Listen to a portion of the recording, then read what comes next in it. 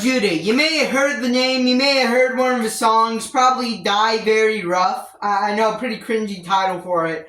Also, kind of cringy song, but also kind of epic. Kind of epic, too. You may have seen him in, like, those Speed McQueen shorts. I first heard the song through there, where he played the section, "You have been warned, there is nowhere to run." But obviously, he did it a little better. He really stood out for like his weird voice and his weird type of performance in his songs and the weird sound of his songs. It just didn't sound like anything else that was being put out in the market at that point.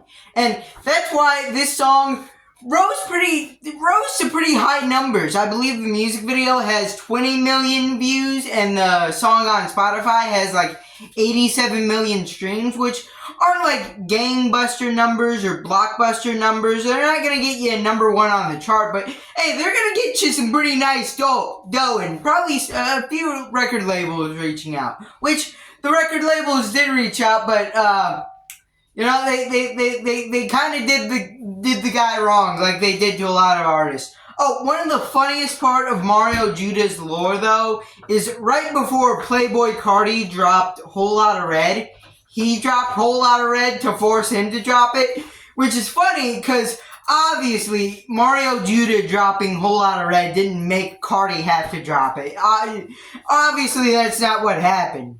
But the timing of the two events kind of makes it look that way. He dropped his on like December 6th, I believe, and then Playboi Carti like dropped like 19 days after that. So yeah, it was a weird little coincidence. It was pretty funny hearing him like yell at Playboi Carti, "Drop the album!" And funny thing is, now that he's back, he can do the same thing with I Am Music, and he'd probably be even more justified. But let's get back to the saga all in order. So he goes onto this record label, and then he just immediately becomes Wash. They like apparently just totally screwed everything up for his career. And apparently he also got R-worded at some point.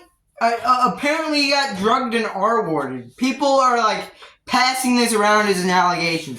Now I don't know if this is true. I'm gonna put that disclaimer, but there are rumors of this happening somewhere around lines. So then he went independent, dropped a 7-song EP, which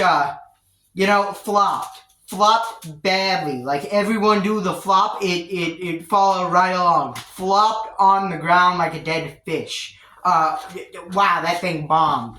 And then he went away for about a year, 2, 3. He went away for a long time. People thought, we're finally rid of Mario Judah. That's the end of that tale. But only a week ago, like 8 days ago, I'm a little late to this one. 8 days ago, he comes back and he's still pulling good numbers. He dropped this song "I Can't Love You Anymore," which sounds like his old sound, but it's like a little bit softer. It's got those trademark vocals, and honestly, debatably, I kind of like this a little bit more than his biggest hit. And honestly, you can say that's a common consensus, because this song's actually doing pretty good.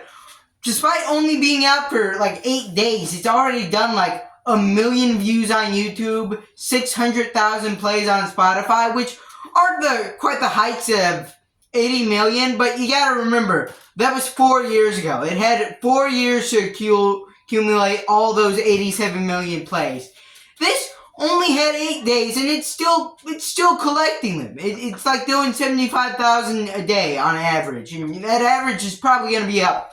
Probably going to go up if we're going to be honest. So, yeah, it looks like Mario Judah fell off for a little bit there, but it looks like he's starting to mount a comeback. If he can capitalize on this little bit of momentum he's got right now, I can see him kind of going far. Maybe not fully breaking out to being like a superstar, but I can see him getting pretty big and pretty rich. And also he lost a bunch of weight in the middle of this story. Yeah, he used to be a pretty big chunker, and then he slimmed down a little. Noticeable amount. It wasn't quite Dave Blunt's chunker, but he was a little fat. Now he's not like anorexic, but he's the average. He may be a little bit above, a little bit below. But yeah, anyways, that was the tale of Mario Judah. Do you think he's going to come back in a big way and make a lot of money? Or do you think this is a one-off, he came back once, and now his career is going to die again? What do you think is going to happen? Leave a comment, subscribe, like, and you know the drill. Bye.